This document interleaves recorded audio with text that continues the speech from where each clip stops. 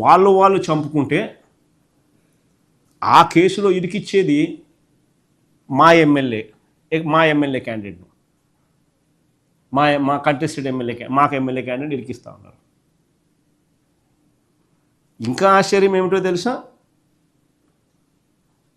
టీడీపీలో 2 వర్గాల మధ్య శత్రుత్వం వలన ఈ ఘటన జరిగితే ఇదే విషయాన్ని అప్పటి ఎస్పీ అంటే తెలుగుదేశం పార్టీ హయాంలోనే ఈ ఘటన జరిగినప్పుడు ఘటన జరిగిన రోజు మరుసటి రోజు స్థానిక ఎస్పీ పోయి ఎస్పీ శ్రీనివాసరావు మీడియా సాక్షిగా ఏమన్నాడు ఒకసారి చూడండి మీరే.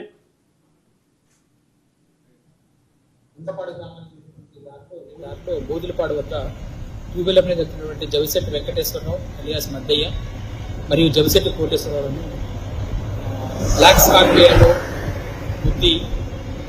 గుద్దడం జరిగింది. ఇందులో చనిపోయిన వారికి చంద్రయ్య గారి కుటుంబానికి ఎటువంటి బంధుత్వం లేదు. మరియు ఇద్దరు కూడా టీడీపీ పార్టీకి చెందిన వారే. దీనికి గల కారణాలను మరియు నిందితులను పట్టుకోవడానికి జరిగింది. అందరం కూడా దీని విషయంలో ప్రయత్నాలు చేస్తున్నాం.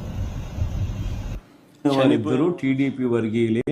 సుమారు 5 గంటల ప్రాంతంలో ఉండపాడు గ్రామానికి దాంట్లో బోధులపాడు వద్ద ట్యూబెల్ మీద వచ్చినటువంటి జవిశెట్టి వెంకటేశ్వరరావు అలియాస్ మద్దయ్య మరియు జవిశెట్టి కోటేశ్వరరావును బ్లాక్ స్కార్పియోలో గుద్దడం జరిగింది. ఇందులో చనిపోయిన వారికి చంద్రయ్య గారి కుటుంబానికి ఎటువంటి బంధుత్వం లేదు. మరియు ఇద్దరు కూడా టీడీపీ పార్టీకి చెందిన వారే. దీనికి గల కారణాలను మరియు నిందితులను పట్టుకోవడానికి జరిగింది. అందరం కూడా దీని విషయంలో ప్రయత్నాలు చేస్తున్నాం. ఏమిటో తెలుసా, ఇదే విషయాన్ని అప్పటి ఎస్పీ శ్రీనివాసరావు మీడియా సాక్షిగా చెప్పడమే కాకుండా చంపబడిన వాళ్ళు ఇద్దరు టీడీపీ వాళ్ళేనని ఏకంగా ఆ జిల్లా పోలీసు ఆ ఎస్పీ ట్వీట్ కూడా చేశాడు. ఆయన ట్వీట్ ఇది.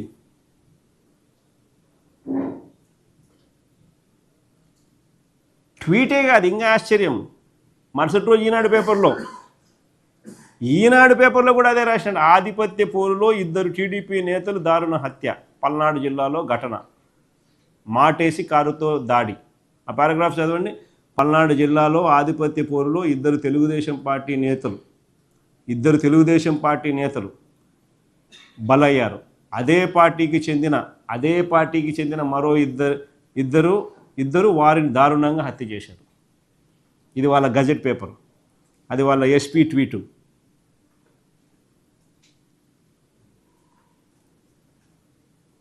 ఈ కేసులో పిన్నెల రామకృష్ణారెడ్డిని వాళ్ళ తమ్ముడిని అరెస్టు. ఎక్కడండి న్యాయము? ఇట్లాంటి చేస్తేనే నక్సలిజం పుడుతుంది.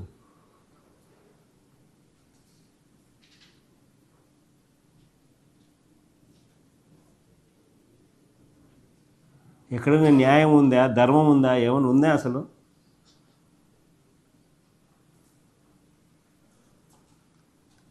ట్విస్ట్ చేసి తప్పుడు కేసులు పెట్టి పిన్నెల్ని ఇరికించి ఇబ్బంది పెడతా ఉన్నారు. అంతకుముందు కూడా అంతే. అంతకుముందు కూడా ఎన్నికల్లో ఎన్నికల సమయంలో రిగ్గింగ్ను అడ్డుకున్నందుకు 54 రోజులు జైల్లో పెట్టినారు. అంతకుముందు ఇదే పిన్నెల రామకృష్ణారెడ్డిని. చంద్రబాబు నాయుడు గారు ముఖ్యమంత్రి అయిన తర్వాత ఈ 19 నెలల కాలంలో ఏకంగా పిన్నెల రామకృష్ణారెడ్డి మీద పెట్టిన కేసులు ఎన్నో తెలుసా? 16 కేసులు పెట్టారు.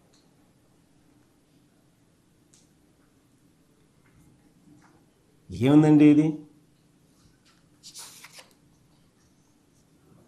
అసలు చంద్రబాబు నాయుడు రెడ్ బుక్ రాజ్యాంగం ఇంకా ఎంత దారుణంగా ఉంది అని అంటే, విశాఖపట్నంలో మా పార్టీకి చెందిన విద్యార్థి నాయకుడు, చిన్నపిల్లోడు, విద్యార్థి నాయకుడు. ఆ పిల్లోడు విశాఖపట్నంలో మా పార్టీకి చెందిన విద్యార్థి నాయకుడు కొండారెడ్డి అని విశాఖపట్నంలో విద్యార్థి నాయకుడు. ఆయనను కూడా ఇదే మాదిరిగా దొంగ కేసుతో అరెస్ట్ చేసినారు. ఆశ్చర్యం ఏం తెలుసా, ఆ కేసు చూడండి. అసలు ఆ పిల్లని పాపం విద్యార్థి అని కూడా చూడకుండా, స్టూడెంట్ అని కూడా చూడకుండా గంజాయి కేసు పెట్టినారు. ఆశ్చర్యం ఏం తెలుసా, ఆ కేసులో రైల్వే న్యూ కాలనీలో పట్టుకున్నామంటూ ఎఫ్ఐఆర్ రాసినారు. రైల్వే న్యూ కాలనీలో పట్టుకున్నామంటూ ఎఫ్ఐఆర్ నమోదు చేసినారు. ఆశ్చర్యం ఏమిటో తెలుసా, తీరా తన ఇంటి దగ్గరే దగ్గరలో ఉన్న టిఫిన్ సెంటర్కు కొండారెడ్డి వెళ్తుండగా మద్దిలపాలెం వద్ద అడ్డగించి మరీ అదుపులోకి తీసుకున్నట్టు సీసీ కెమెరా ఫుటేజ్ ఉంది. ఇంకా ఆశ్చర్యం ఏమిటో తెలుసా, తీసుకొని పోలీస్ స్టేషన్కు తీసుకొని పోయినట్టు కూడా సీసీటీవీ ఫుటేజ్ ఉంది. ఇంకా ఆశ్చర్యం ఏమిటో తెలుసా, పోలీస్ స్టేషన్లో ఆ పిల్లోని పెట్టుకొని ఆ పిల్లోని బైకు 14 కిలోమీటర్లు తీసుకొని పోయినారు రైల్వే న్యూ కాలనీ లేకి. ఆ బైక్లో జీపీఎస్ ట్రాకర్ ఉంది కాబట్టి పోలీస్ స్టేషన్ నుంచి అక్కడికి బైక్ పోయినట్టు జీపీఎస్లో ట్రాక్ అయింది. తీసుకొని పోయి ఆ పిల్లోడు అక్కడ అరెస్ట్ బుక్ చేసి, అక్కడ గంజాయి అని చెప్పి గంజాయి దొరికిందని ఆ పిల్లోని అక్కడ అరెస్ట్ బుక్ చేసినారు. ఈ మాదిరిగా చేస్తే వ్యవస్థలు బతుకుతాయని అడుగుతా ఉన్నా. ఒక చిన్న పిల్లోని పట్టుకొని ఇరికిచ్చే కార్యక్రమం, లైఫ్ను రూయిన్ చేస్తున్నామన్న ఏమాత్రం కూడా కనీసము కొద్దిగా గిల్టీ కాన్షియస్ కూడా లేకుండా రెడ్ బుక్ రాజ్యాంగం. వీళ్ళే కాకుండా ఇంకా అడుగులు ముందుకు వేస్తే వీళ్ళే కాకుండా ఇప్పటికే మా పార్టీకి చెందిన ఎంతోమందిని అన్యాయంగా జైలుకు పంపించారు. లేని లిక్కర్ కేసును సృష్టించి చంద్రబాబు నాయుడు అనే వ్యక్తి బెయిల్ మీద ఉన్నాడు లిక్కర్ కేసులో. ఆ కేసును నీరు గార్చేందుకు, తన పాలసీ వల్ల తాను రాష్ట్రం నాశనం అయిపోయి తాను లూటీ చేసినాడు అనేది ఏదైతే తన మీద కేసు ఉందో ఆ కేసును నీరు గార్చేందుకు మధ్యలో ఉన్న మా గవర్నమెంట్ పాలసీని తప్పుగా చూపించేందుకు చంద్రబాబు నాయుడు తాపత్రయపడతా ఉన్నాడు. ఎందుకనంటే అప్పుడు చంద్రబాబు నాయుడు సేమ్ పాలసీని ఇప్పుడు మళ్ళీ ఇంప్లిమెంట్ చేస్తూ ఉన్నాడు. సో ఇప్పుడు ఇంప్లిమెంట్ చేసే పాలసీని జస్టిఫై చేసుకునేదానికి, అప్పుడు అప్పుడు తన మీద పెట్టిన కేసును కొట్టేయించుకునేదానికి మధ్యలో ఉన్న పాలసీని తప్పుగా చూపించే కార్యక్రమం చేస్తూ ఉన్నాడు.